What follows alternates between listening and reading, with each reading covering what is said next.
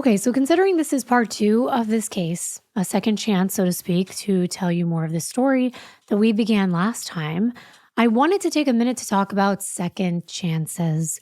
We've tried HelloFresh before. It actually taught me how to cook, but life got busy again, and I resorted to thinking I could do it all by myself until I found myself wishing I had those perfectly pre-portioned, non-wasteful, quick prep recipes set out for me from HelloFresh and all the fun new meals to try to expand my horizons. So we decided to give HelloFresh another shot. And there are new things to love about it. And I'm going to say it is so worth it. I forgot how convenient it really is. And starting with their new larger portions. Now I'm going to tell it like it is. John knows, I've said this before. I didn't see the value when I tried HelloFresh in the past because I was making a meal that was supposed to be for two people, and I could find myself eating the entire thing by myself. I just thought the portions were a little bit too small. But now with the new HelloFresh, you get the perfect size portion so you feel full while you're still eating healthy. Also, there was still waste because our kid wouldn't need it. I mean, the teenager would only want chicken fingers, so everything else would be wasted. Yeah, the kid-friendly recipes were really non-existent according to our teen. She would go right back to chicken fingers, mac and cheese, but now they have new meals that everyone will eat. And there's a portion on the site where you can look at all the kid-friendly dinner ideas. Yes, and burgers are usually a yes. So now we're totally on board again with HelloFresh, and I'm loving the convenience, and I know you will too. So if you've tried HelloFresh before and maybe opted out afterward, we would like you to give it a second chance and try the new HelloFresh by using our code DARKLIVITYFM at HelloFresh.com for 10 free meals plus free breakfast for life. 1 free meal per box with active subscription. Free meals applied as discount on first box, new or returning subscribers only. And it varies by plan, so sign up today. Again, click the link below or use our code DARKLIVITYFM at HelloFresh.com. And thanks so much to HelloFresh for healthy, fresh meals and sponsoring today's video. Now let's get back to the case. This is part two of a story that we began in our very last episode.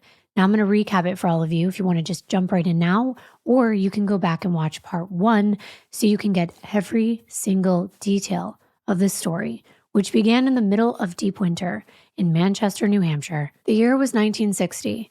18-year-old Sandra Valade does a normal Monday bus ride home by Lake Massabesic, and then she disappears. A jammed waterworks grate turns up her purse and a boot, and then 9 days later, she's found in a snowbank, beaten, stabbed, and shot with a .22. The city flips from calm to early curfews. Leads go nowhere, mystery calls, a dark old car, and a false confession, and the case freezes. Then we jump to January of 1964, 4 years later. A laundromat babysitting flyer leads a soft-spoken caller to 14-year-old Pamela Mason. She's seen getting into a car that evening and vanishes. About a week later, while still searching for Pam, police find 16-year-old Donna St. Amand murdered near a pumping station. Another teen taken. The next day, Pam's body is found in a snowbank. Her injuries echo Sandra's, the very first victim. The similarities cannot be ignored. Beaten, shot, and left in the snowbank on the side of the road. Manchester locks down once again. Enter 54-year-old mom of 5, Rena Paquette. She worked part-time at the same laundromat where the girls had posted their babysitting flyer, and she was quietly connecting the dots. Think of her as a modern-day cyber sleuth, gathering bits of information from the locals, mom to mom, a civilian on a mission.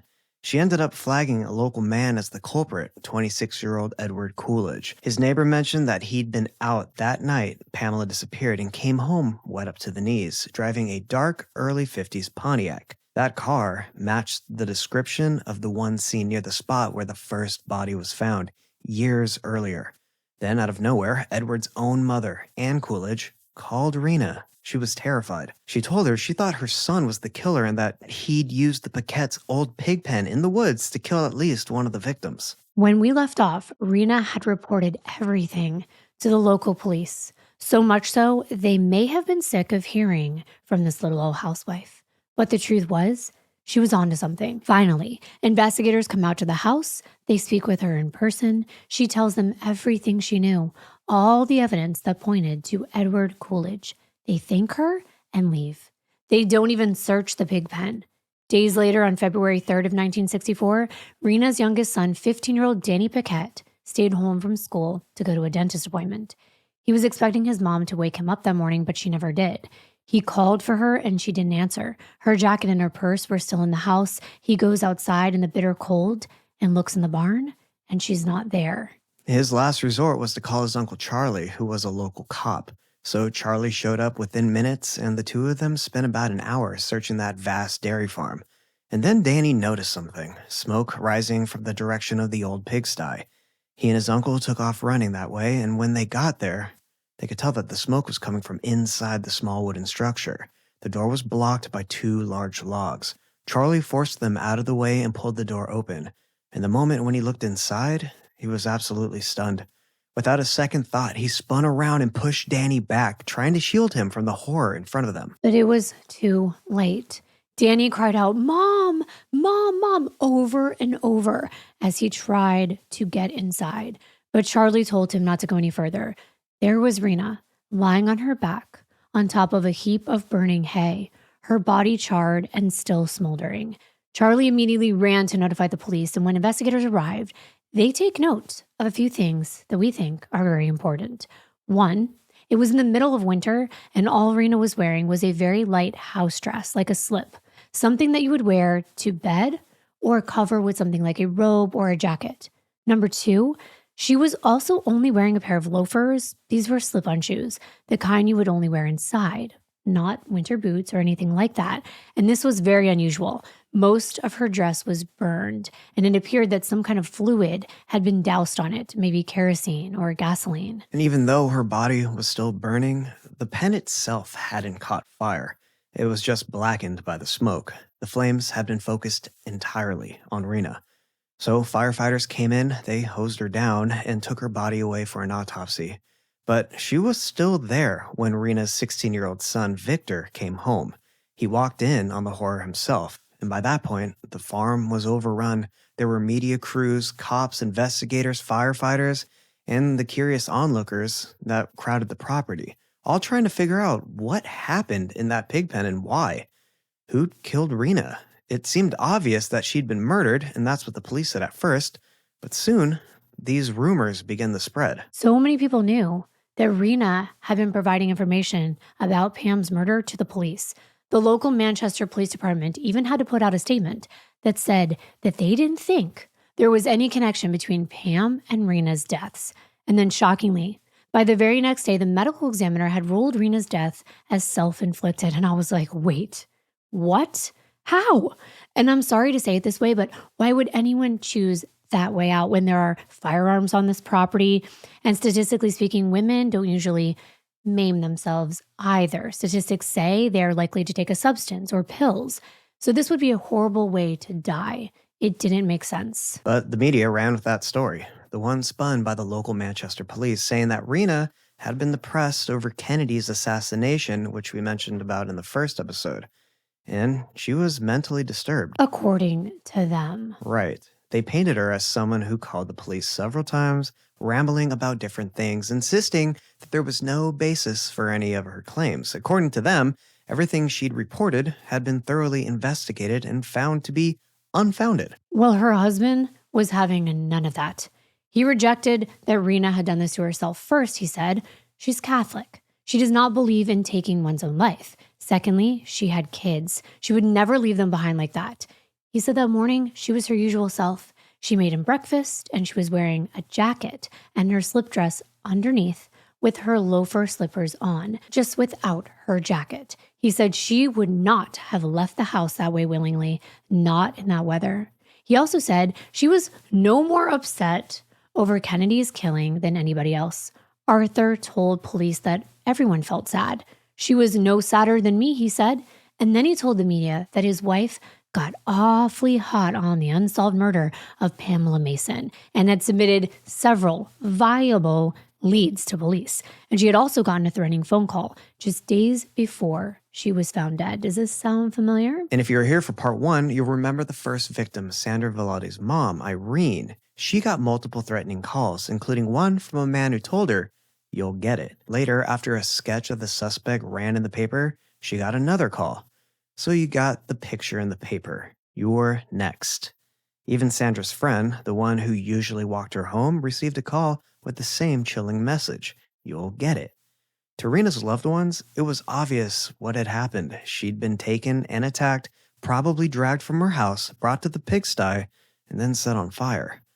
Her body was positioned in a way that showed no signs of movement or struggle while the flames burned. There was no kerosene container anywhere near her. And let's not forget, the door was blocked with logs. That's right. And it all happened in that exact place where Rena told the police that Edward Coolidge murdered these young girls. Yet the police are adamant her death wasn't a murder. It seemed like they didn't want some ordinary housewife to undermine their investigation. Leave it to them to solve the case. And by February 5th, that is what it looked like they were setting out to do. All of a sudden, the Manchester Attorney General was heading out to Massachusetts to talk to their Attorney General. In the newspaper, it said he was hoping to develop a new line of investigation into Pamela's case. Using what new information, I wonder? What Rena provided, you think? What was creepy to me was here she was, investigating Pamela's murder, and Rena dies, and then her autopsy performed by the same medical examiner. Can you imagine? I know she would have never thought that anything like that would have happened. And I know I said died, but I think we all know that Rena was murdered. And later reports indicated that some officers were told not to talk about anything that Rena had provided to them, or else they would lose their jobs. So I guess they were threatened into silence. Probably because the cops did not take her information seriously and had not done a thorough investigation into Edward Coolidge. But let's go back to him for just a moment. Since he drove a dark-colored Pontiac that matched the description of a car seen near the snowbank where Sandra Velati was later found, he'd already been questioned back in 1960 about her murder. They even impounded his car and searched it for evidence, but nothing turned up. So was he on their list to interview about Pam as well? He sure thought so much so that he made sure he had a rock-solid alibi for that night of January 13th, just in case. Well, it did come in handy when police came knocking on his door February 19th. They were making their rounds in his neighborhood asking residents to retrieve any and all firearms in their possession so they could rule them out as being involved in Pam's murder. At the same time, they were asking for alibis. Ed, who everyone called Red, answered the door. He retrieved 3 firearms and handed them over to detectives. None of them were .22 calibers, like the one that was used to shoot Pam and Sandra. So they returned them to him. Next, they asked him what he'd been doing on the night of January 13th. He didn't hesitate. He already had his alibi ready. He said he'd been out shopping for his wife, looking for a special anniversary present. He claimed that he left the house around 7 p.m. But here's the thing. They'd already talked to his neighbor, Dorothy Mayhew. You might remember her from part 1. She was the one that was up that night and noticed Ed coming home really late. Right after 11 p.m., he was soaking wet from the knees down, with his jacket drenched too. And when she asked about it, he told her that he'd gotten stuck in a snowbank and that he had to fish his car out. This same neighbor gave Rena all of that information about Ed that she later provided to police.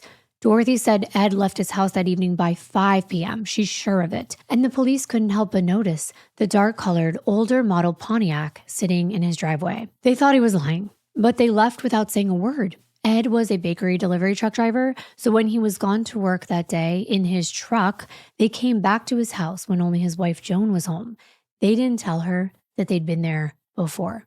They just said they were going door to door, asking every resident to produce any and all firearms in their possession.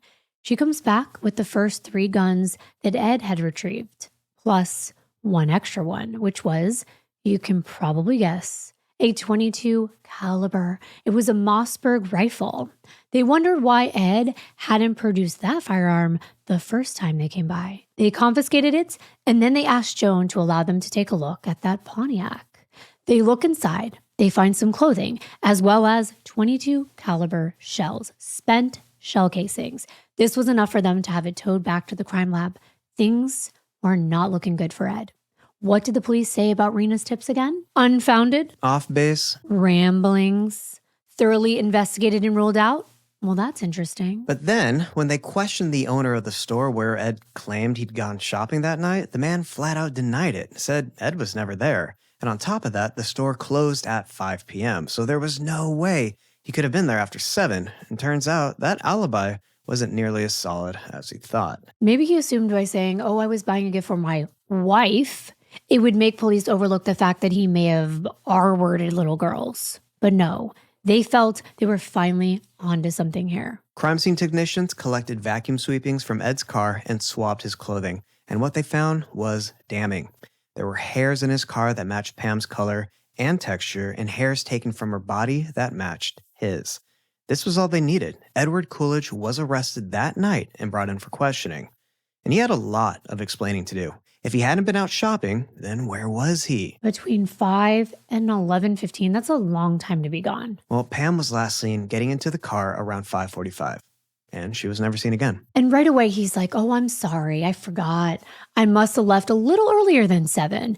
And I knew all the stores around here wouldn't be open, so I drove downtown to check them out there before heading out to Haverhill, Massachusetts, hoping that I'd find some that stayed open later, but I had no luck. So then he said he drove back home. They told him, the neighbors saw you come home at 11:15 p.m. though, and it wouldn't have taken you that many hours. That's when he had something else. He said, right, so when the stores weren't open, I had a bite to eat at a local restaurant, and he says that he goes there all the time. They know him. He's a regular. Just ask them. They'll remember seeing him the night of January 13th. Then he said on his way back home, he made a stop at a variety store, which is sort of the older version of what's now like a 99-cent only store or like a Dollar General. And finally, he made his way home.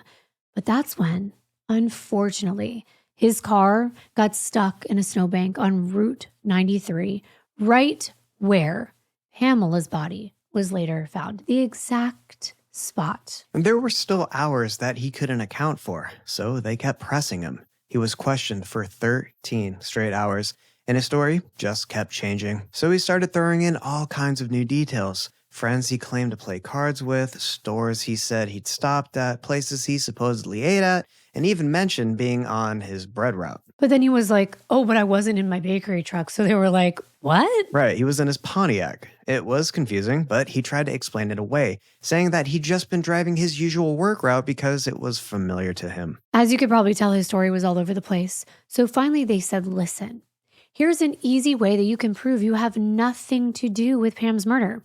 Just take a polygraph. And that is when he broke down. He was like, no, I can't. I'll finally come clean. I'm cheating on my wife and I don't want her to find out. So I really can't take a lie detector. And back then, it's not like it is today. Like lie detectors were the thing. Right. They were golden. They didn't have the science we have today that knows that they're not as accurate. Right. So back then, if it was saying you were lying. Terrifying. Exactly. And at this point, he came up with a new alibi. He said the truth was he'd been out with a married woman that night and didn't want to get her or himself into trouble. The investigators started pushing back, saying, we're talking about a murdered little girl here. Give us the name of this married woman. We don't care if you're cheating. We're not trying to break up any families. But we need that alibi. He couldn't give them her information. So he backtracked, saying, no, she wasn't married after all. He had a rendezvous with a single girl that he just met, and he didn't have her information either. They were like, how did you meet up then? He was being cornered again and again until something strange came out of his mouth, almost incriminating. He's like, I can't give you the girl's name because I picked her up on the street. Really? Was she Sandra? Maybe Donna? How about Pamela? Did those names ring a bell? And meanwhile, other people had plenty to say. A restaurant owner in Haverhill was questioned. It was one of the places that Ed claimed he had eaten that night. And they had an interesting story. They said, yeah, you know what? He is a regular here. That part's true. He comes in all the time. But he wasn't here on January 13th.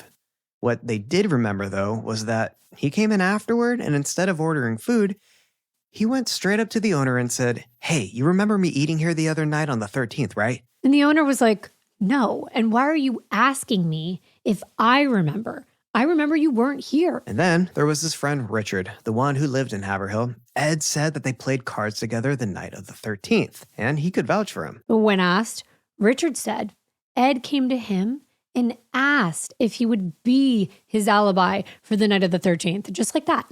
And then he added, before you say yes, you'd probably better know the facts. According to him, the facts. Ed told Richard that back when Sandra was killed, his car was impounded by the police. That was true. And he thinks they were suspecting him of murdering her at the time. And now he thinks that they're going to suspect him of yet another murdered teenager, all because he was questioned about the first one. He was like, I think they must have me on some kind of list and they're going to come after me to ask me about this murder. Okay. So, But if he didn't do it, why do you need to ask your friend to be your alibi? Right. You shouldn't be asking for an alibi. You would just have an alibi. Even his own wife told investigators that she'd thought about lying for him, about not handing over his .22 caliber firearm and not giving them access to his car. She said she'd even consider telling them that she couldn't get into it because she didn't know where the keys were. But then the police officers were like, if you don't cooperate, you're going to go to prison because that's like obstruction of justice. Right. And that's what her story was. Right. But she said, oh no, but see, I think my husband's innocent and he's going to be proved innocent. And that's the only reason that I was trying to protect him, because she didn't want his reputation to get tarnished and things like that. Why would he need her to protect him if he didn't do it? Like if she didn't think the .22 was weird in his possession and that his car wasn't exactly like the one that they saw, she wouldn't need to lie. She was already thinking, like the wheels were turning in her head. Even Ed's friend, Richard, refused to vouch for him. In fact, he gave investigators the names of other friends Ed had been bothering lately, asking all of them to say that he'd been with them the night on the 13th. When those names were contacted, 8 in total, they were all saying the same thing. Ed had been frantic, begging them, please, I really need this alibi. 8 friends. 8. And one said that he asked for an alibi right when Pam had gone missing and her body wasn't even found yet. That's really odd. If that's not suspicious, I don't know what is. But here's my question. Would you? Would you lie for a friend or your partner, or would you immediately call the police if you had suspicions? I'm asking the audience, because all of his friends basically told him, I am not getting involved, and they would not provide an alibi because it was a fake alibi. So now he had no alibi for the night that Pamela Mason was killed. Plus, once investigators started questioning people specifically about seeing Edward and showing them a photo of him, 2 men who'd been out that night said that they'd recognized him. They remember thinking he looked like a guy broken down on the side of a highway. But the thing is, he was parked in that exact spot where Pamela's body was later found. That's why they came forward, because they're like, wait a minute. He was there where he already admitted that his car got stuck in the snow. Air quotes, stuck in the snow. Is that really what happened? Mm-hmm. And the 2 men said they pulled up beside him, rolled their window down, and he rolled his down too.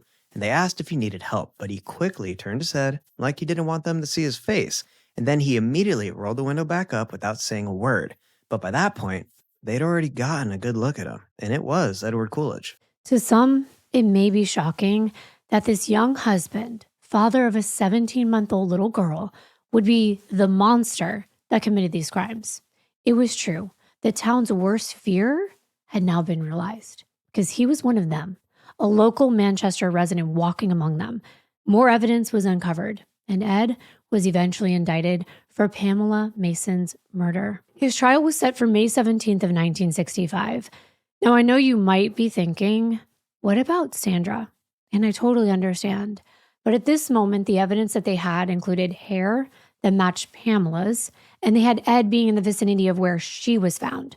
People were also coming forward that said he was trying to look for alibis, as we stated, for the night when Pam was killed, and his connection to the laundromat where his aunt was the owner. So all this evidence is in Pam's case. Also, let's not forget all of Rena's careful reporting about the suspicious connections between him and Pamela's case, including the fact that his own mother had supposedly called her saying that she believed he was the one who did it. And apparently they collected gunpowder from Ed's car and also his jacket, and it matched the same residue that was found on Pamela's jacket and on her shirt.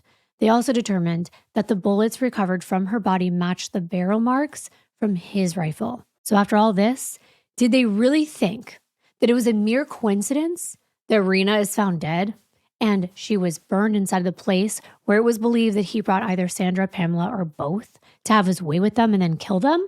Right, it would make sense because it would potentially burn away valuable evidence, right? And isn't it true that cops usually say there's no such thing as a coincidence? So right here, they're now saying, oh no, it's just a mere coincidence that Rena was self-inflicted in this pig pen. It was said they were afraid the town would go into hysteria with all the murders back to back, and the citizens would think that the town was unsafe. Which I guess it was. So they downplayed Rena's death, and we'll get back to that later.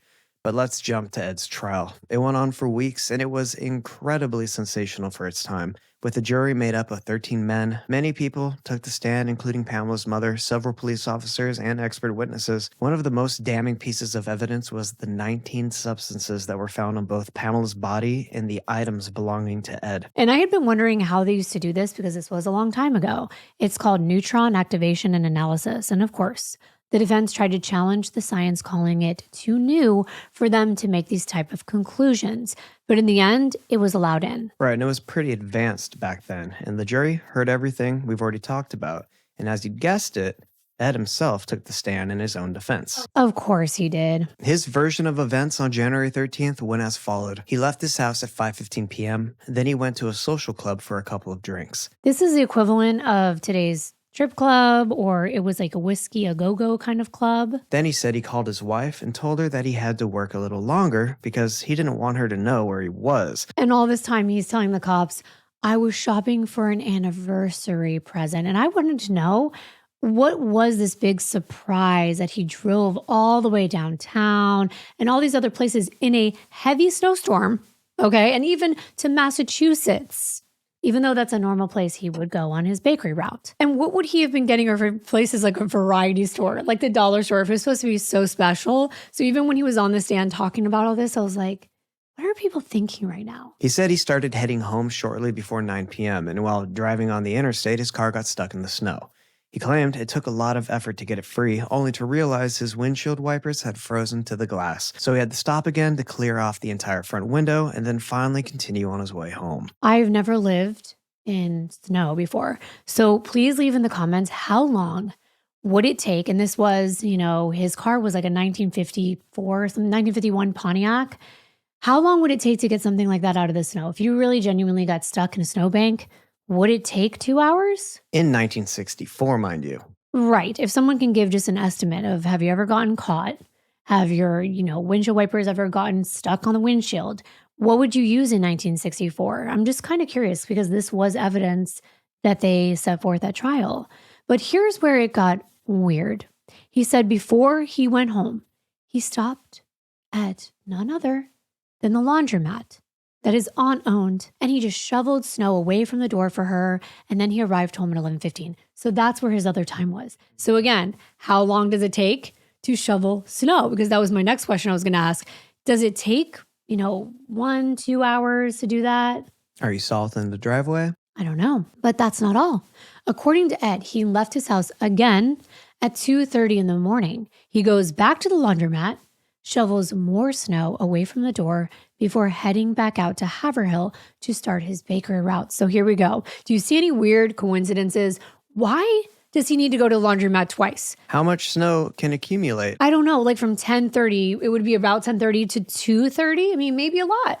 If it was snowing a lot, maybe a lot. But the fact that he's putting himself at the exact place where Pam had left her phone number on that ad for babysitting just blows my mind. He also had an explanation for all those conflicting stories. He said he'd just been nervous and didn't know what to say, that he hadn't wanted his wife to find out about the gift that he was supposedly buying for her. I kept saying, what gift? I really wish they would have shown it in any of these articles or photos. I didn't read anything. He never bought the gift. Right, but if you keep saying that it was so special, you would have thought that would be a huge piece of evidence. But Right. the stores were closed, right? Uh-huh. There's always a reason. So I guess that year he never got her an anniversary gift.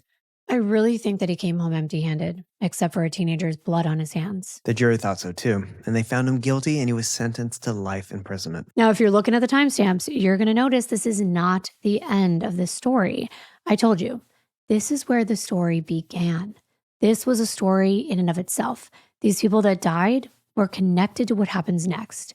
I didn't want them to just be bullet points in the next part of this case. They're people, and knowing what you do about their deaths will help you understand what happens later. First, of course, Ed appealed his sentence, and it actually went all the way to the U.S. Supreme Court, and they ended up siding with him, ruling that the search and seizure conducted in his case were unconstitutional because the search warrant hadn't been issued by an unbiased party. Right. It was because it was actually the state attorney general, and that did violate his Fourth Amendment.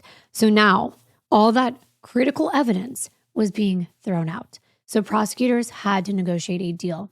Edward Coolidge would plead guilty to second-degree murder with a sentence of 19 to 25 years in prison. Under New Hampshire's parole rules of the time, he would be eligible around 18 years if he had good behavior.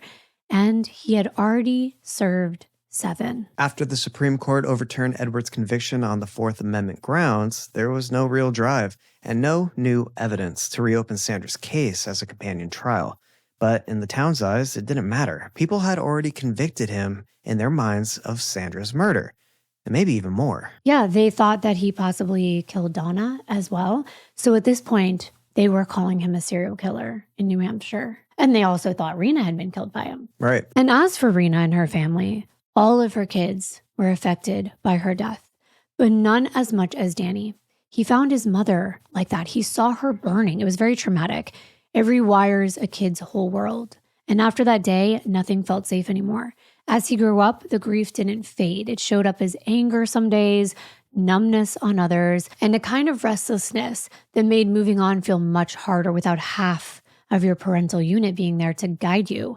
His dad moved on really quickly. I'm talking just within a few months after Rena had passed away, he was already dating a new woman and she was living in their home. So you can just imagine how these two youngest children, Victor and Danny, felt about that because they were still living at home as well. But soon Victor went into the National Guard, and Danny started spending a lot of time with the kids who lived on his street, including a teenage girl named Denise Messier. They had known each other practically their whole lives, and she became Danny's first true love. They both worked together at a hotel, and they would sneak off like teenagers do when they're experiencing intimacy for the first time. Denise ended up getting pregnant, and back then, as most of you probably know, that wasn't something families wanted anyone to find out about. Would have been a huge scandal, especially since Denise's father was a Manchester police officer, and there was no way they were going to let that baby be born out of wedlock. It would tarnish their reputation. So they sent Denise away, and she had a little baby boy that no one ever saw.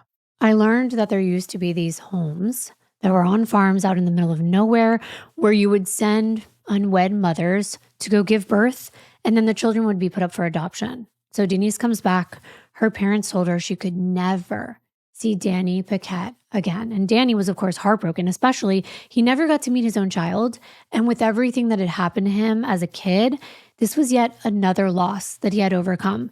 He felt like he had no purpose or direction, so he decided to enlist in the Army in 1969. This was 5 years after his mother's death, and he was about 20. While he was waiting on his orders to find out where he would be stationed, he started dating a girl from town named Stephanie.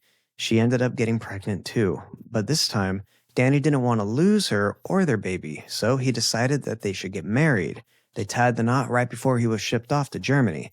Stephanie had their baby while Danny was still overseas, and it was a little girl named Jennifer Paquette. The two of them kept in touch constantly through letters, and after the baby was born, Stephanie came up with the idea of joining him in Germany so that they could finally live together as a family, and the Army agreed to let her do so. They hardly knew each other. Time had gone by. Things had progressed so fast, and when you start living with somebody, like many people realize, they did not have as much in common as they thought.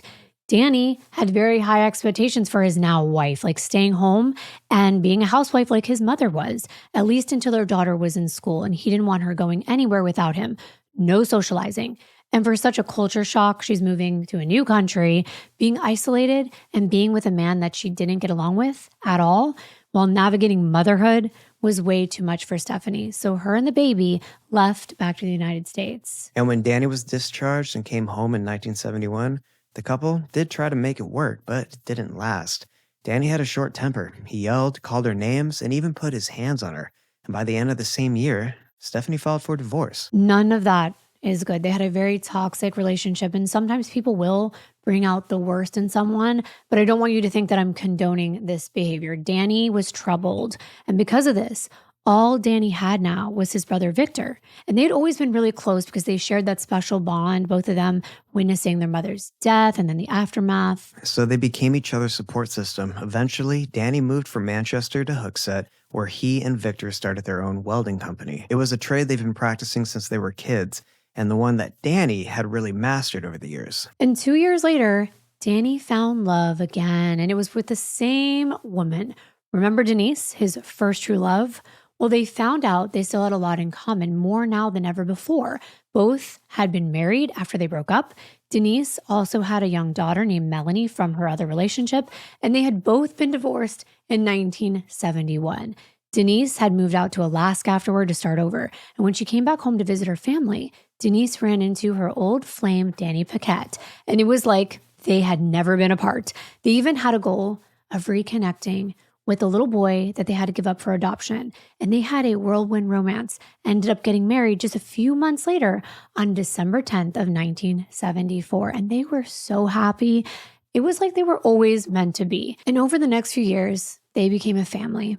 Even though Denise's daughter Melanie wasn't Danny's biological daughter, he treated her as though she was. He even legally adopted her so that she could take on his last name. Over the years, Danny and Denise went on to have 2 daughters of their own that we're going to call Annabelle and Catherine. With their growing family, they now needed an even bigger place to live. And with Danny's thriving welding business, they were able to get a very large property at 898 Whitehall Road, just outside of town, with a house, a barn, and several other buildings that was perfect for his now very well sought after expert welding jobs. He and Denise went into business together this time, starting Paquette Welding Incorporated, with Denise handling the bookkeeping and secretarial work. On the surface, it seemed like things were really coming together for them, but Danny had his demons. As Kimbyr mentioned earlier, Danny was troubled. Trauma has a way of bleeding into everything: how you treat people, how you love, how you fight, and whether you're able to move on or not. His temper was no better than it had been with Stephanie. It just took longer to get him to that point with Denise. Right. Over time, he became controlling. He became mean, unfair, possessive, and even belittling towards her. But Danny would never see his own role in their relationship deteriorating. Anytime Denise threatened to leave, he'd act confused, like he couldn't understand why. I mean, they had everything, right? A family, a successful business, a nice house. But as we all know, that will never be enough when you're living with someone you just can't get along with. He was trying to hold on, though. He was begging Denise not to leave him, but the pattern continued. And she eventually moved the 3 girls into an apartment back in Manchester near her family to create separation between them. But however, Denise couldn't keep Danny away. He would show up begging to see his girls. He started to get more and more vicious when he wasn't getting his way. He would yell, he would bang on doors and windows, he would threaten to kill Denise if she didn't give him the kids. It was very bad. He said he was going to do whatever it took not to lose his family, which made sense in his mind, I think, because he lost his mom, his family fell apart. He had a lot of unresolved issues, but Denise didn't want to deal with them, and she was too afraid for her life, so that's when she got a restraining order. Danny's sister Nadine remembered, though, he loved his children. She said he loved them more than anything else in his life, and the mere thought of losing them was enough to push him to the brink. So he did something reckless. 1 month before the divorce hearing, he told his brother Victor that he had purchased a gun, and he was going to shoot Denise and then himself. That way the kids would not have to choose which parent they went to. It's unhinged. It's heartbreaking, but it's also terrifying for everyone involved. So Victor quickly called Denise to warn her and the kids, but Denise didn't run. Instead, she called her estranged husband and said, "Danny, is this true? You want to kill me?" And without hesitation, he said, "Yes, when I see you, I'm going to shoot you." So Denise at this point is frantic. She grabbed her kids and went to her mother's house to hide. But Danny knew where she was. He waited until she left for work and then pulled up beside her car and started screaming that he was going to kill her. So Denise acted fast. She hit the gas and drove straight to the police station. Along the way, Danny caught a red light, giving her just enough time to jump out and tell an officer what was happening. So the officers tracked him down and arrested him for violating the restraining order. Danny had to make a first appearance in court in front of a family law judge. And of course, the judge ruled that Danny was in violation of the restraining order, which meant he was going to be locked up. And Danny snapped. He actually jumped over the table and tried to attack the judge. Now, the bailiffs, they acted quickly. They detained him. But because of this outburst, Danny was sent straight to Concord State Mental Hospital and sentenced to remain there for an entire year. The truth is, he desperately needed help, and now he was going to be forced to get it. He had never worked through his trauma, and during this time, the tragedy from his past caught up to him. He went under hypnosis, and he began to recall details of the morning his mother, Rena, was killed. Now, I want to ask you and the audience, do you believe in being hypnotized? Because I have actually seen videos of not only people being hypnotized, but I've seen people talking about it. So I know they say some people are like able to be hypnotized, but not all people. Right. I think some people can take on the power of suggestion while others are more defiant. Yeah, that's how it works. According to Danny, he later remembered hearing voices while he was asleep in his room that morning. His mother's voice and a man's voice that he didn't recognize. He said he slowly made his way down the stairs and saw his mom in a heated conversation with a man dressed in white, almost like what a doctor would wear. And Danny became convinced that he actually saw the man who killed his mother, and that it was the same delivery man who had murdered Pamela Mason. They also found out that this white outfit was what the delivery truck drivers used to wear. So they were like, wait a minute, he's not like misremembering, he's like actually remembering. Like, this is real. I think that we've all had the same thought though, that Edward Coolidge killed Rena to keep her quiet. But there was just no concrete evidence connecting it. And he was still serving his sentence, so he couldn't go out there and harm anyone else at this point. But he was coming up for release in 1991. That was still a decade away. But of course, once Danny gets out of the hospital and he's living back at his home, him and his brother start talking about Danny's suspicions concerning Ed, of course. And Victor agrees. He also believed that Edward Coolidge was responsible for their mother's death, and they both felt the cops had failed her. Danny and Victor bonded more than ever at this point after Danny's divorce. He was now all alone and trying to put his life back together, and Victor stepped up to help him. Now, in the subsequent months, they went on a bunch of these motorcycle trips all over the country and these picturesque places around the countryside, and things were starting to look up for Danny. He was happy. He was laughing again and smiling and sharing stories and enjoying his brother's company. They even started working together again. And that continued as Danny expanded his business over the next few years, adding more employees, bigger jobs. Things were great. But you are watching a true crime video, so you know that unfortunately, this story does not end well. So let's jump to November 9th of 1985. It was a Saturday morning, but the weekends didn't mean rest for 36-year-old Danny. He had a few friends over, and they were all working on different projects. Two were in the garage fixing up an old car, a couple of teens were using tools to repair their bikes, and Danny's girlfriend Ruth was heading out to go shopping, and Danny himself was welding a bulldozer. It was around 11 a.m. when all of a sudden a loud crack echoed through the air. Danny's friend Richard thought it sounded like it came from the direction of the bulldozer, and he was concerned when he didn't see Danny standing next to it anymore. When he got closer, he saw his helmet was on the ground, and Danny was lying motionless on his back with his arms out to his sides. The welding torch that he had been using was still on, and it was lying next to his body. Richard was like, oh my God, he got electrocuted. That made sense. So he yelled, somebody call the police. And by the way, I learned this. Did you know that in 1985, 911 had not been set up yet in this part of New Hampshire? I was like, wow. Would you just have to call the police station? Yes, you had to actually dial the police department at the time. So that is what this teenager ran to do, while Richard actually grabbed Danny's legs to see if he was alive. But Danny didn't move. So Richard began chest compressions while he was screaming for his friend to wake up. And that noise caught the attention of Danny's neighbor Kevin, who ran over and started giving him mouth-to-mouth while Richard kept doing chest compressions. And that's when Richard noticed something. His hands were covered in blood, Danny's mouth was foaming, and there was a strange hissing sound like air bubbles escaping. It was frightening. And that's when they realized that something more serious had happened. Richard ran to grab a towel to stop the bleeding, but he couldn't find one, so he just grabbed the first thing that he saw, and that was plaster. Plaster, yes. And he throws it at Kevin, and he tells him, hurry up, put that on him to stop the bleeding. This was a very chaotic moment. They had no idea what to do.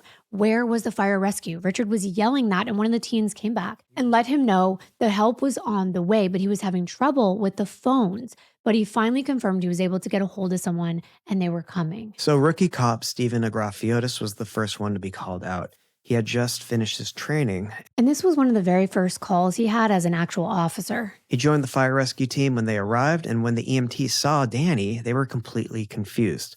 They saw a plaster that was hardening on his chest and his torso. That would have been very confusing to see without any context.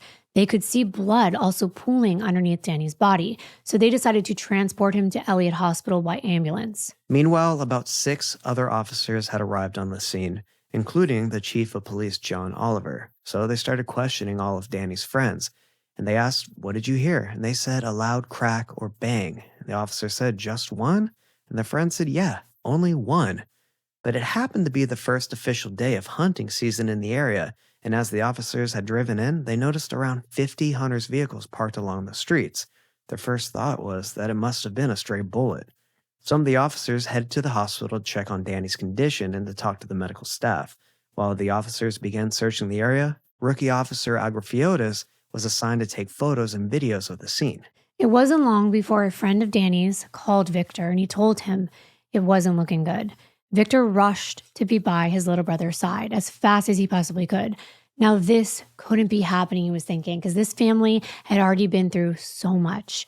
At the hospital, doctors were quickly trying to do everything they could to assess Danny's condition and to save his life, but sadly, he was already gone. And as the cops had suspected, Danny sustained one single gunshot wound to the chest.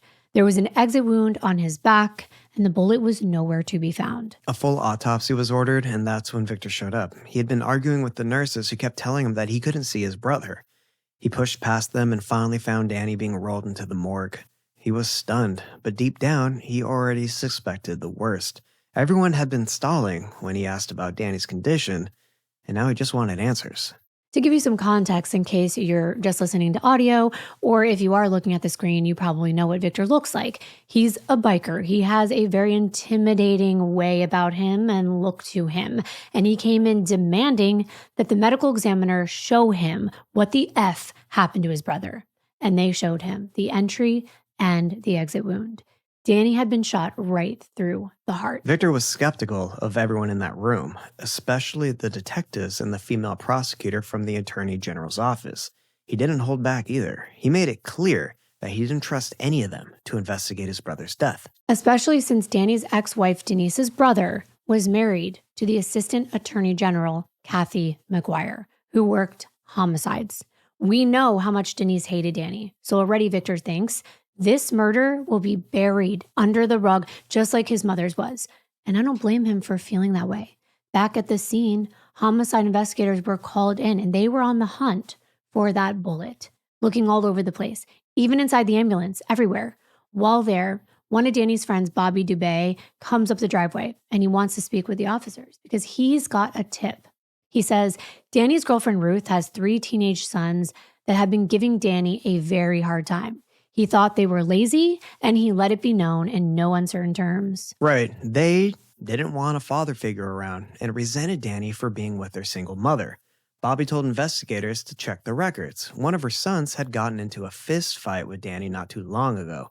He punched him right in the face and broke his nose. And sure enough, police had been called out there over the summer. Ruth was drinking, and her sons were shouting at Danny, and he was sitting outside with a bloody nose. And there's a lot more to that story. It went both ways. Danny had punched the kid first, not once, but about 4 times. The negative feelings were mutual. Danny was violent with them, even breaking the car's windshield as they drove away. So could this be a case of revenge? Already there were theories. Danny was disliked by his ex-wife and his new girlfriend's sons, and Victor even admitted that he could be the reason his brother was killed. Victor was having an affair with a married woman.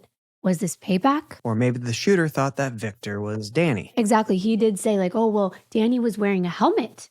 He could have thought it was me out there welding. Or maybe it was as simple as a hunter out in the woods went to shoot an animal and their bullet missed and it kept going and hit Danny. Whatever the case may have been, it was perplexing that no bullet was anywhere in sight. They secured that entire farm. They looked everywhere. that it could have landed after striking Danny, but they still couldn't find it. And one might assume that someone picked up the bullet if something sinister were to have happened. But his friends were right there. They ran over within seconds. They stood just a few feet from where he'd been, and none of them saw anyone. Yeah, and it would have been very unlikely that someone could have not known where the bullet would go, right? Because it could go anywhere. It could even be in the person's body. Right. And they would come out of the woods, be able to find it, grab it, run off in such a small amount of time. And not be seen. Exactly. And the tree line was actually at least 300 yards away, which meant even if the shooter was standing at the edge, they had to have used a high-powered rifle or a shotgun to make that shot. The next day on November 10th, the rookie cop with the video camera went into the woods to try to recreate what the view would have been from that area, and he realized at that moment what a small target Danny would have been, because, now he's getting that vantage point. He said that he zoomed his camera out so that he was like exactly where he would be standing, and he realized that Danny was right in the middle of the bulldozer.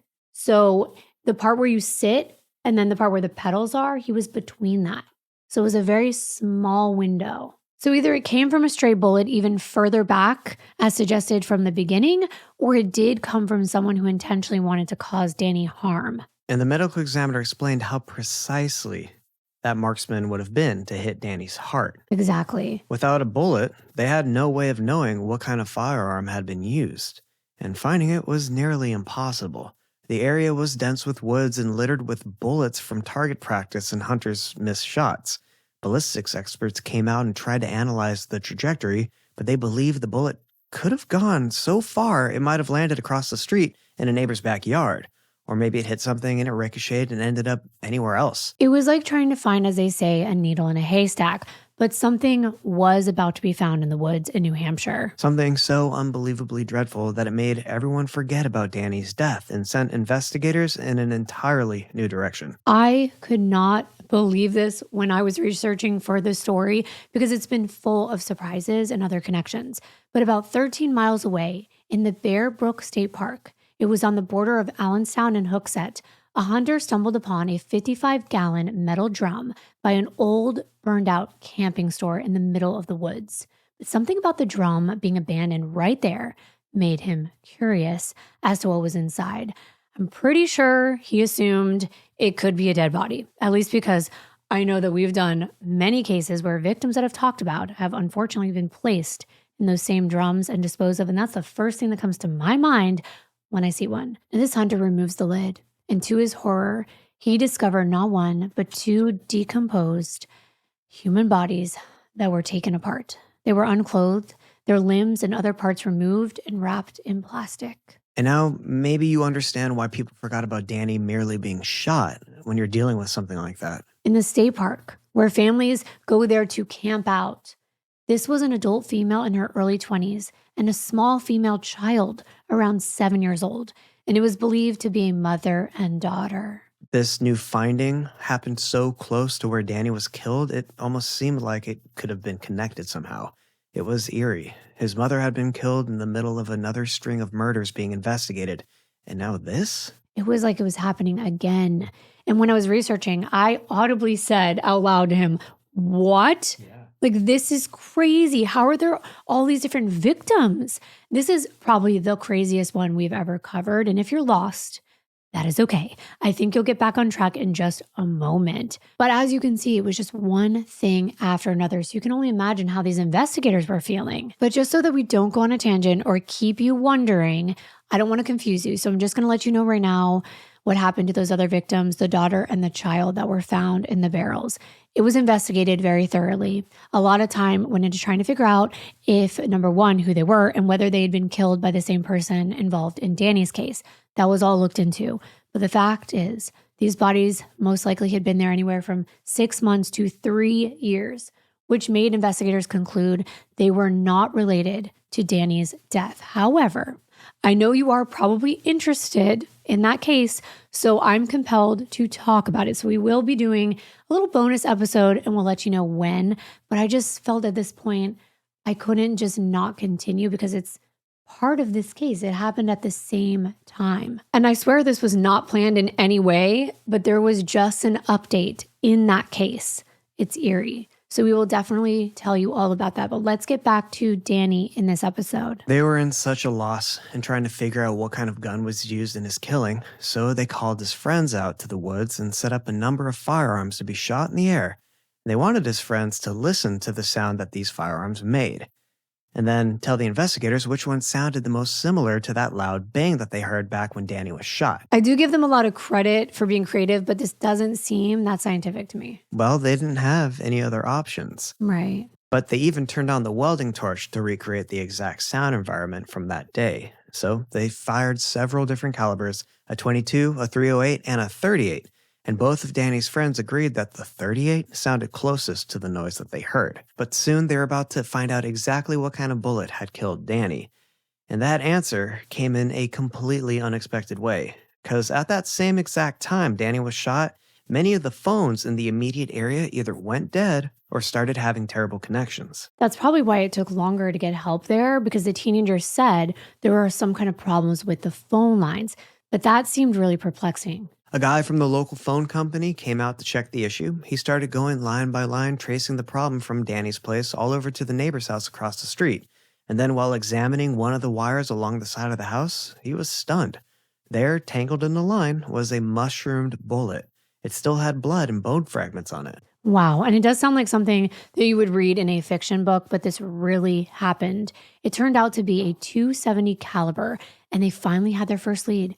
A .270 caliber bullet is mostly used in hunting rifles. Most commonly, this would be a .270 Winchester. And these type of rifles are chambered for hunting animals that are large like deer or elk. So now they're back with a theory of a stray hunter's bullet. And they discovered that a group of hunters had treated the first day of hunting season like a practice run, shooting rounds at the nearby gravel pit, and the pit was about a mile away. So it was about 1,000 feet. It would have had to travel through Danny's body, kept its momentum to clear the road, and then lodge itself into the telephone wire across the street. They knew they had to get a ballistics expert over there, and they call in RJ Brigalio, and he's going out there to analyze everything and says right away, no way. This was not an accident. His theory was that this was a deliberate, targeted shot at Danny within the vicinity of his land. And as I explained, and they were able to determine, because the bulldozer was right in front of Danny and he was standing in a way where he was right in the empty section between the cab and where you would put your legs, somebody had to aim directly for that open section and right at Danny. Because if they would have been a little to the left or a little to the right, it would have gone right into the bulldozer and missed him. So it was murder. That's what they concluded, and Victor saw this as a win. At the very least, they were confirming that someone killed his brother. He was glad that the police were not pushing Danny to the side, but it didn't mean this would be an easy case to solve. Who didn't like Danny enough to kill him? Sure, it was true. He had more than his fair share of relationships that didn't work out. His ex-wife didn't like him, but she had moved to Alaska, and it had been years since they had contact with one another. Why, after all this time, would she have a reason to harm him? He was paying child support. He was doing everything he was supposed to do. He had moved on in his life, and so did she. But she still needed to be interviewed. So she was questioned extensively, and so were the people closest to her, including her family. But nothing suspicious came up. She even allowed her oldest daughter, Melanie, to move back to New Hampshire a few months earlier because Melanie wanted to attend high school in the place that she'd grown up. That's right. And she wasn't loving Alaska at the time. She's a teenager now. She wasn't getting along with her mother. She wasn't doing the best in school. So she moved in with Denise's brother, Philip, and his wife, Kathleen, about 20 miles away from Hooksett in Hopkinton, New Hampshire. But Danny didn't even know that his stepdaughter was back in town. So he and Denise hadn't talked about that at all. So they moved on to their next lead. While searching Danny's house, they literally found a little black book. It was an address book that was filled with names and phone numbers. Some people may not know that back in the day, I would say mostly men would hide their secret little black book for contact information of women they were cheating with or women of the night, so to speak. Right. I'd imagine it wasn't just men, though. Fair enough. Might have been some women too. Because the women had to keep track of what men they were also talking to, so I feel you. But they quickly noticed something about that book. There were a lot of names with certain notes or descriptions next to them, and many of them belonged to women Danny had been involved with, either romantically or otherwise.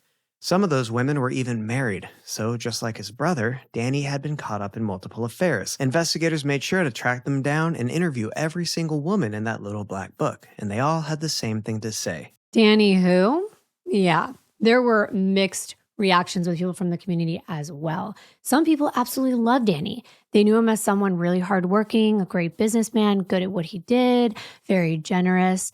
But he wasn't exactly the most popular guy because of the way he would act sometimes. He could be a bully. He could be really short with people. He wasn't exactly the most social individual, so unless he liked you, he really didn't go out of his way to be nice to you. And rumors started swirling. There were all kinds of allegations against Danny, and they couldn't figure out whether they were true or not. So investigators were like, who are we supposed to believe? Someone came forward and said at one point, he was dating a teenage girl. Now, there was a 15-year-old sister of one of the older teens that would come over there to work on their bikes. And people said that she went over there for Danny. And then his barber even said that Danny confided in him that he was having an affair with some woman who had a really rich millionaire husband. There were all kinds of rumors, especially about why Denise had left Danny. There were too many to list, but just think of some of the most horrible things that could come to your mind. And that's what people were talking about, that he mistreated her and her daughters. So Denise needed to escape. Well, Danny's family took issue with this because they knew how much he loved his daughters. And right, he had been cruel to Denise, but when it came to the girls, everybody did agree that there was nothing to suggest that he'd ever lay a hand on them. Neighbors said the absolute opposite of these allegations as well. They said they had known Danny for a very long time, and they had 2 daughters that would play over there all the time because they trusted him so much and that he was a really good guy, and they never saw anything inappropriate going on at his property. And also, apparently a couple years before this, Danny had been in a motorcycle accident while giving a woman a ride, and she didn't survive. Her family blamed him for the crash, and her brother in particular was said to be really vindictive about it. There were all kinds of claims that he was also fond of the white stuff and sniffing a lot of it, that he had racked up quite the bill with certain people around town. They said that he owed $4,000 to one person alone. They said they looked into all these leads, but nothing panned out. But Victor wasn't so sure.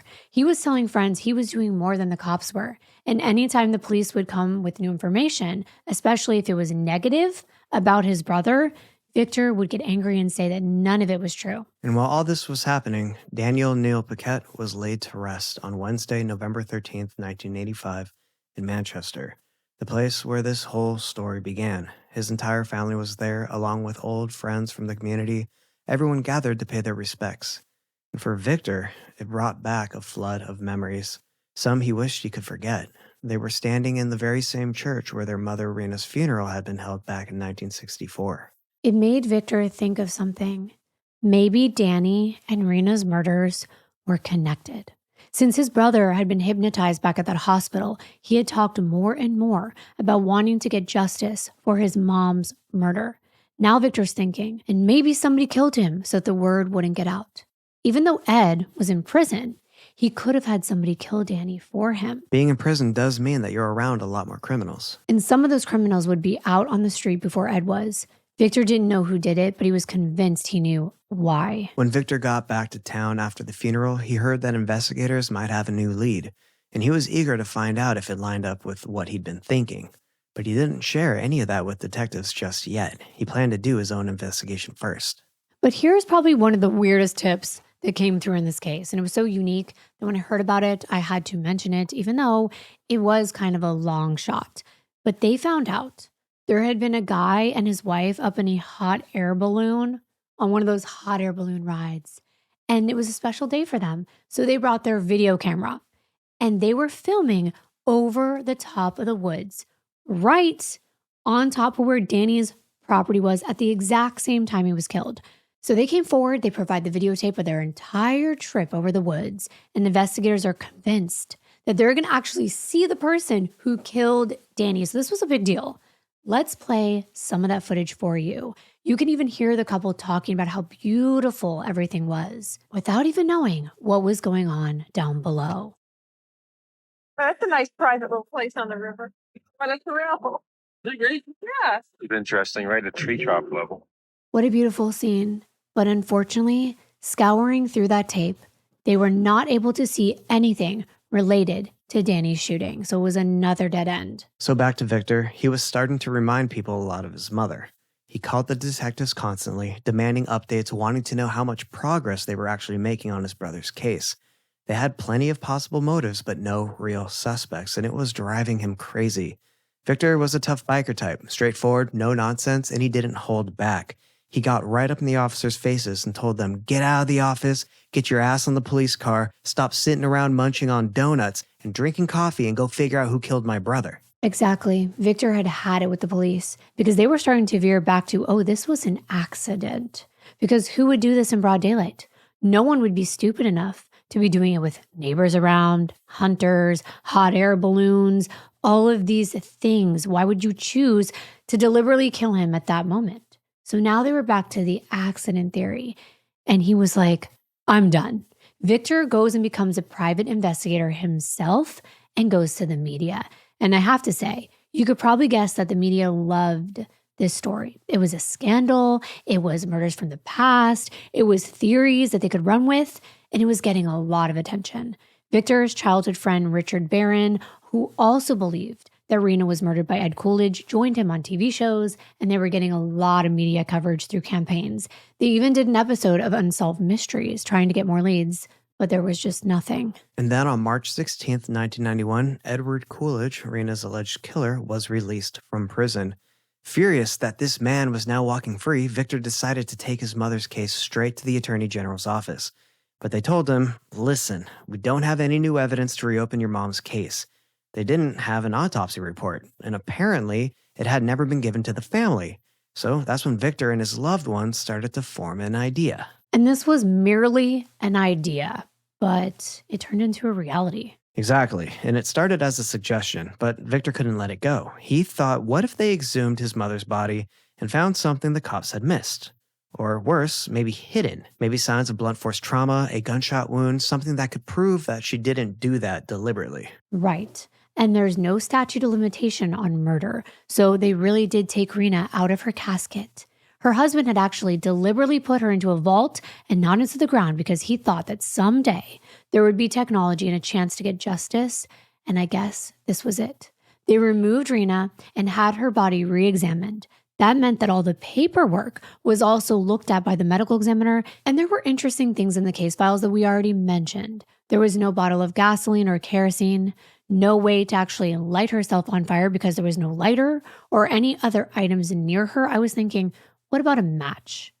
Wouldn't the matchbook or the match just burn, leaving no evidence behind? I don't know, it's possible, but it was the lack of certain things that really bothered people, like how her body wasn't curled up. If you're burned to death, you don't just sit there and let it happen, even if you did it yourself. But here's where things get even more interesting. There was evidence that her arms had been bound and male DNA. Seminal fluid was noted as being found inside Rena's body in the original medical examiner's report.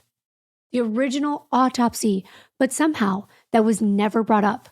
So her husband, couldn't be questioned about whether he had relations with her that morning before he left for work. However, he did not think this was self-inflicted. So he took that away from the original autopsy report, and now it was just inconclusive, and that's huge.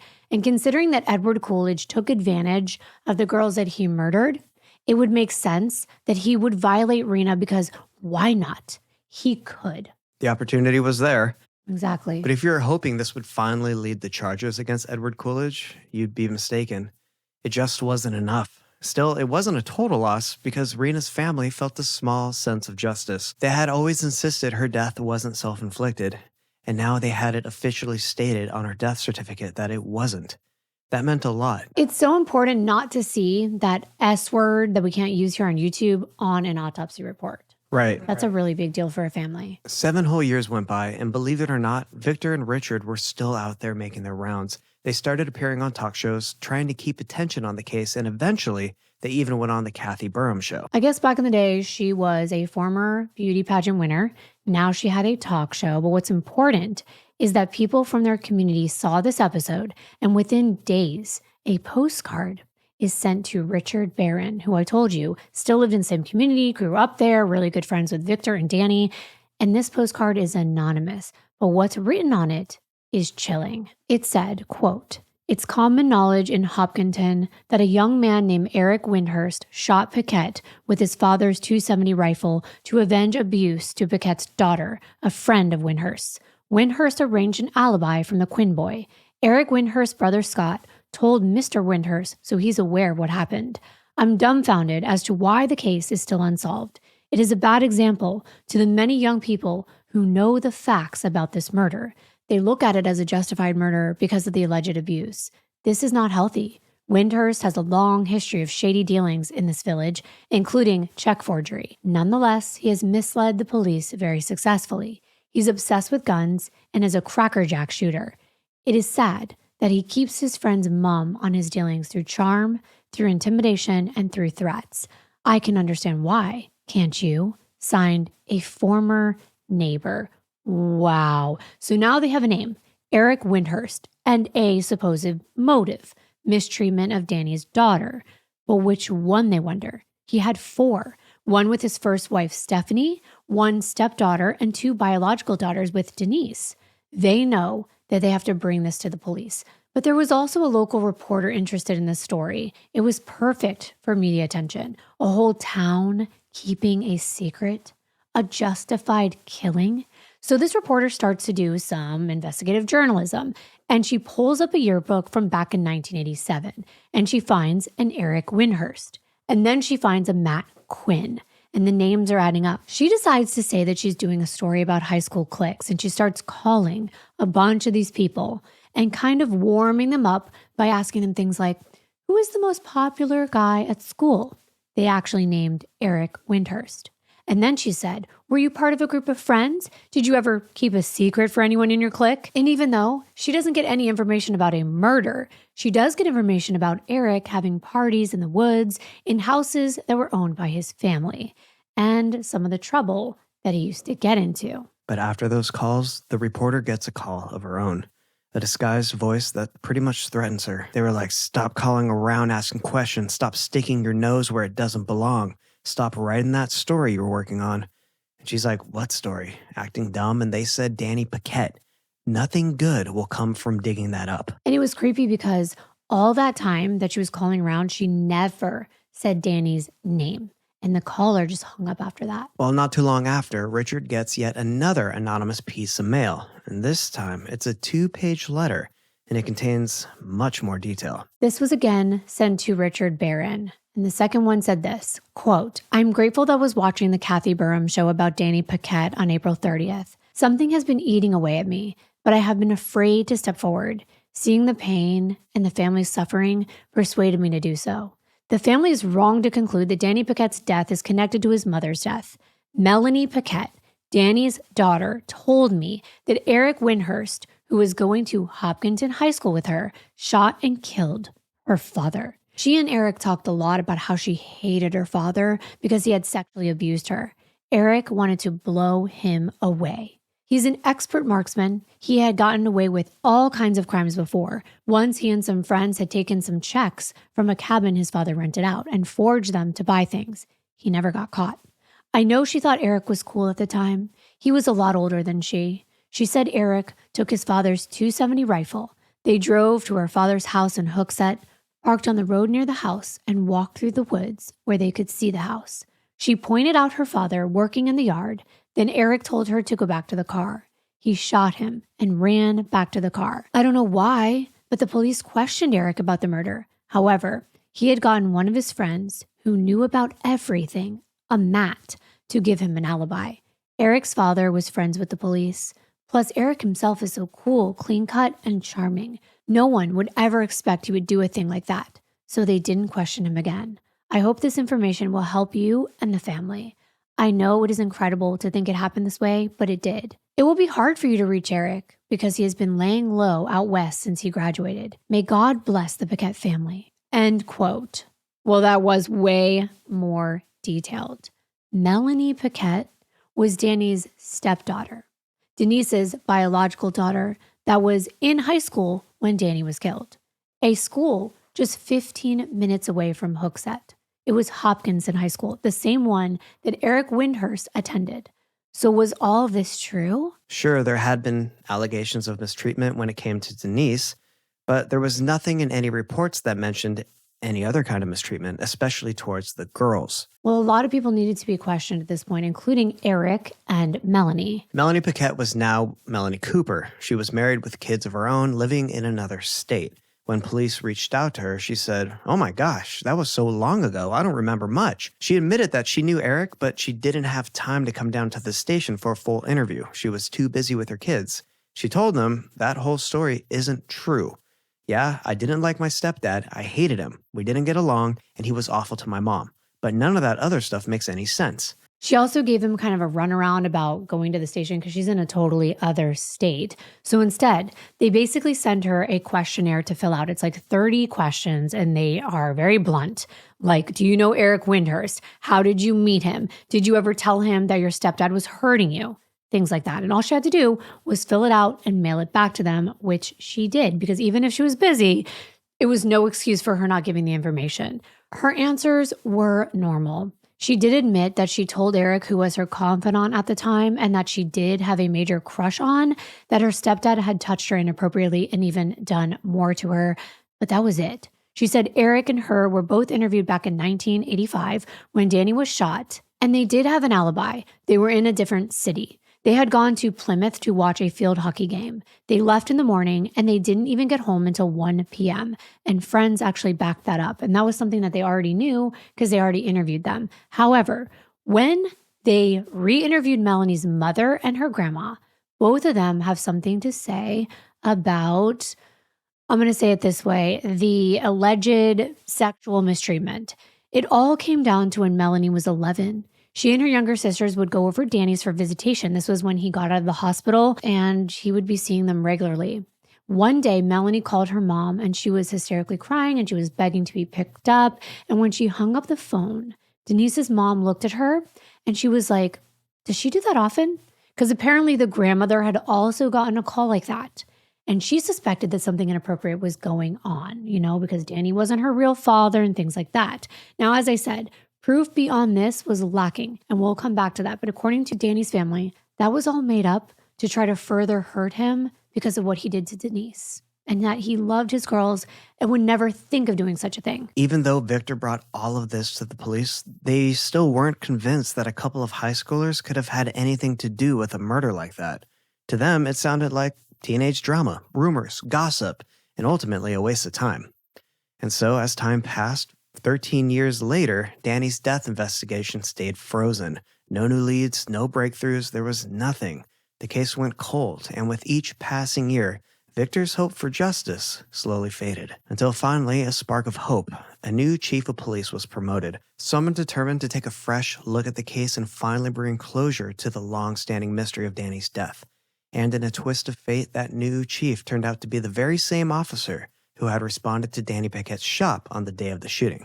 That's right. It was a former rookie officer, Stephen Agrafiotis. And this coincidence weighed heavily on his mind as he took charge of this new position. Every day, as this chief would drive by that scene where the shooting had taken place, he found himself consumed by the unsolved mystery. He felt that justice had to be served and that he couldn't look Victor in the face until it was. The first thing the chief did was he allocated funds to hire an investigator who actually came out of retirement to work on this case. He examined the records from the Athletic Association because he was going back over alibis, specifically Eric and Melanie's alibi.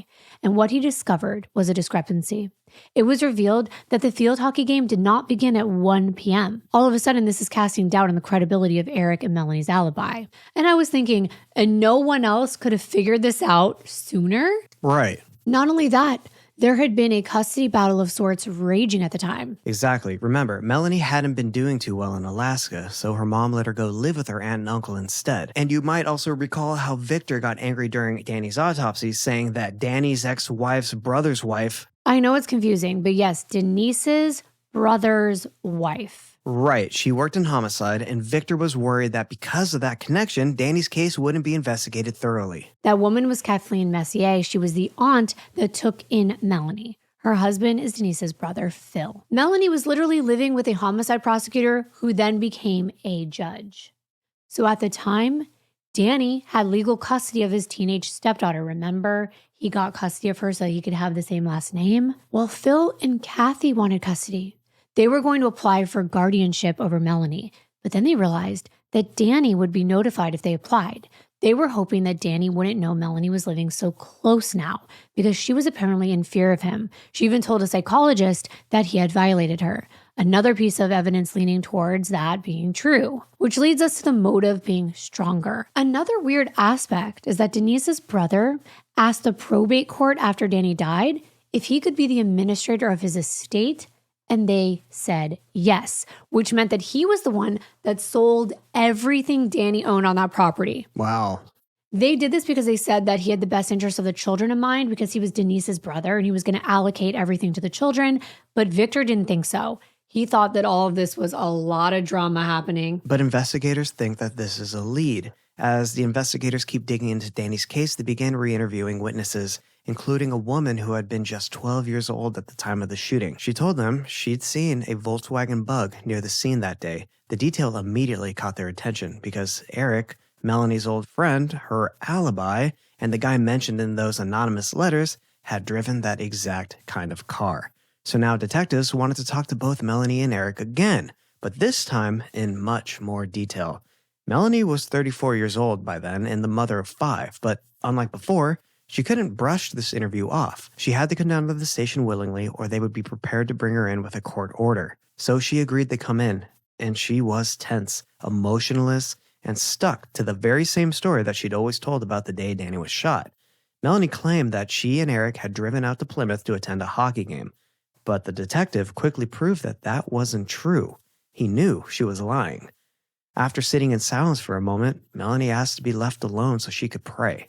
When the detective returned, she looked up and said she was ready to tell the truth.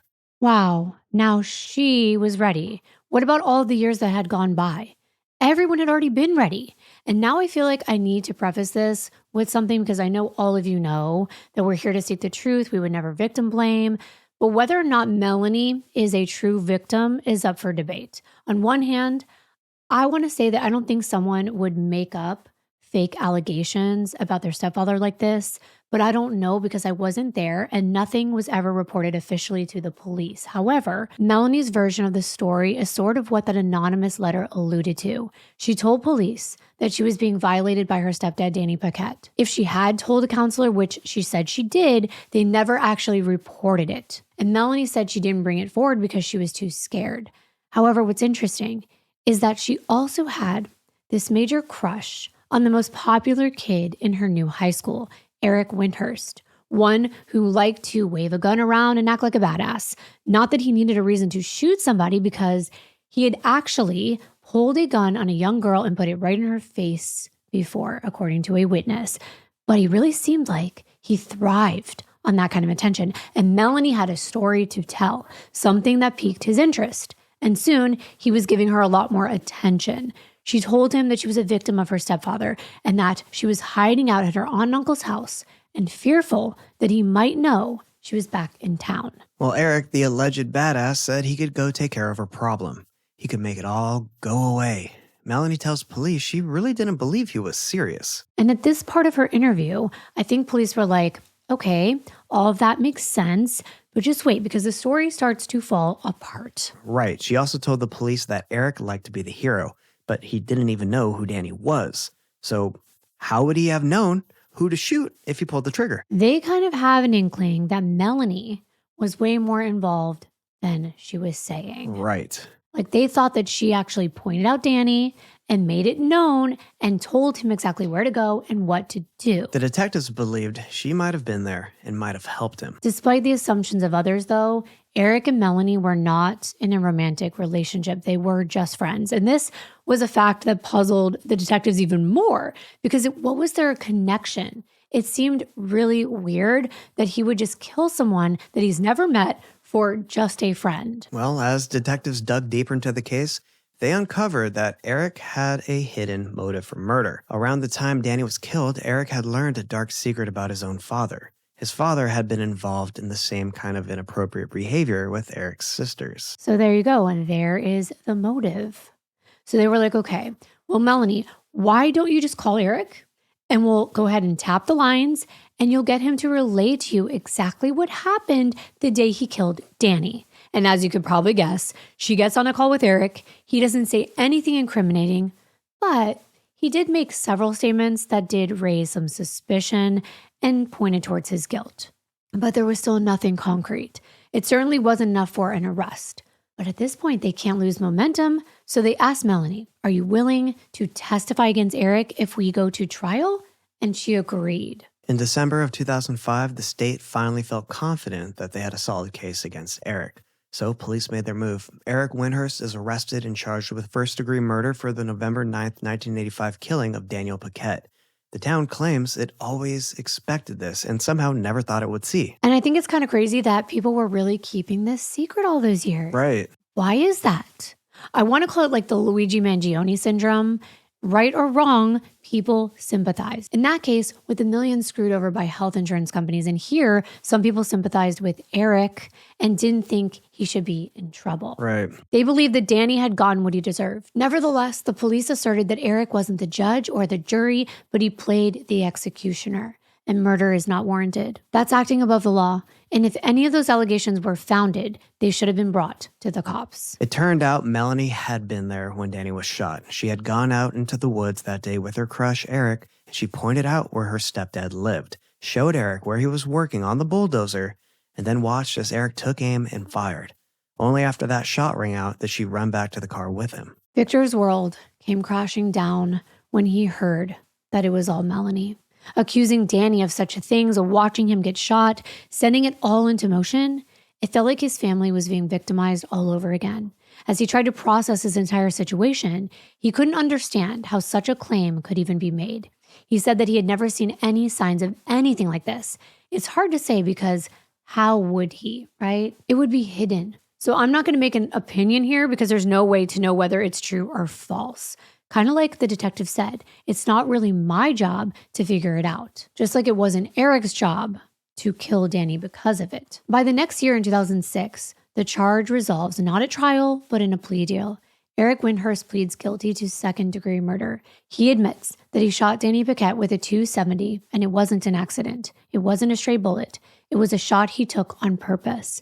The court imposes 15 to 36 years in prison. That verdict hit hard, especially for Danny's family and his brother Victor. But what about Melanie? Melanie faced her own charges. That's right, hindering arrest and other related counts tied to everything she did and didn't say in all those years after 1985. Here was a young girl, only 15, who had convinced a guy that she liked to kill her stepfather.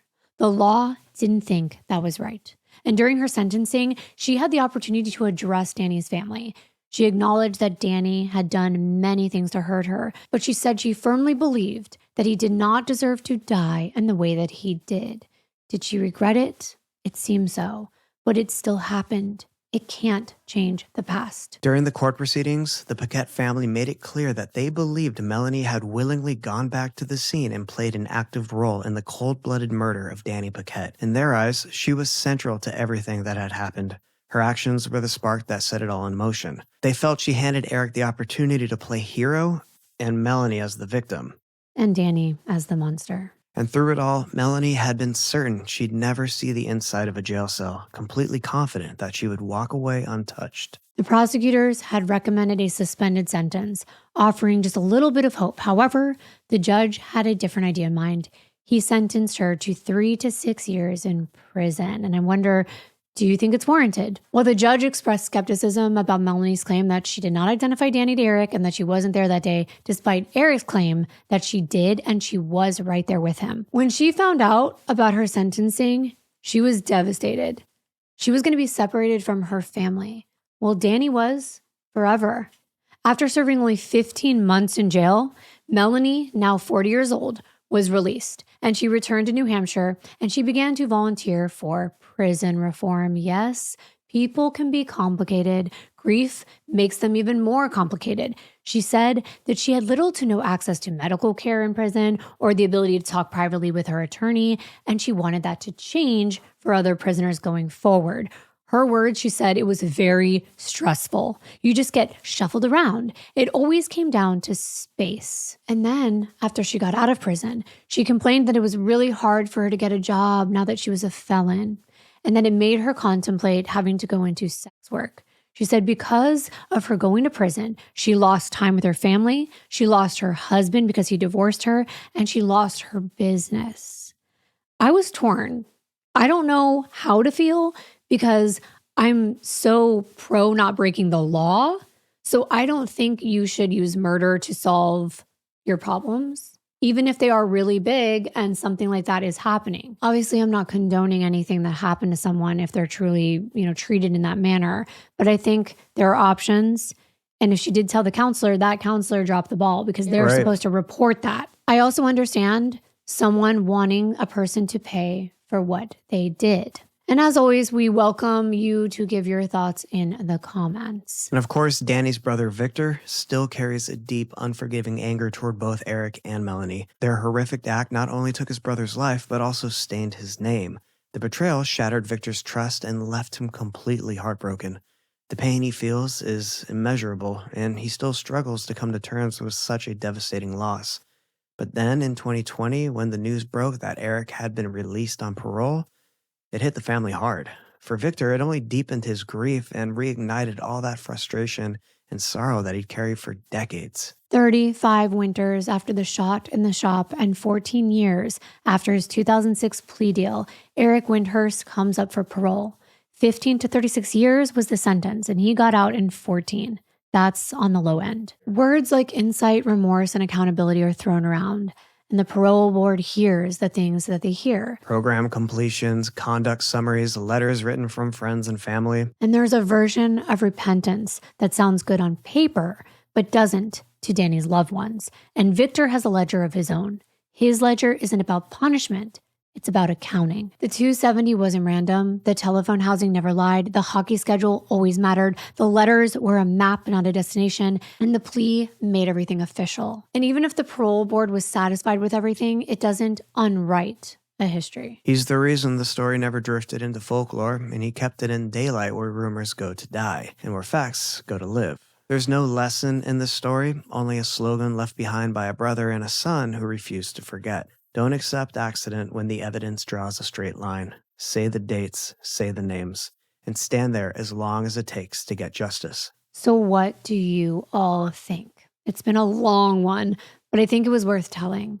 So much happened here since way back in 1960. They say we're all connected by 6 degrees of separation, and I think this case shows that in the most cruel way possible. So thank you so much for being with us today for these stories. We hope to see you in our very next video. Bye.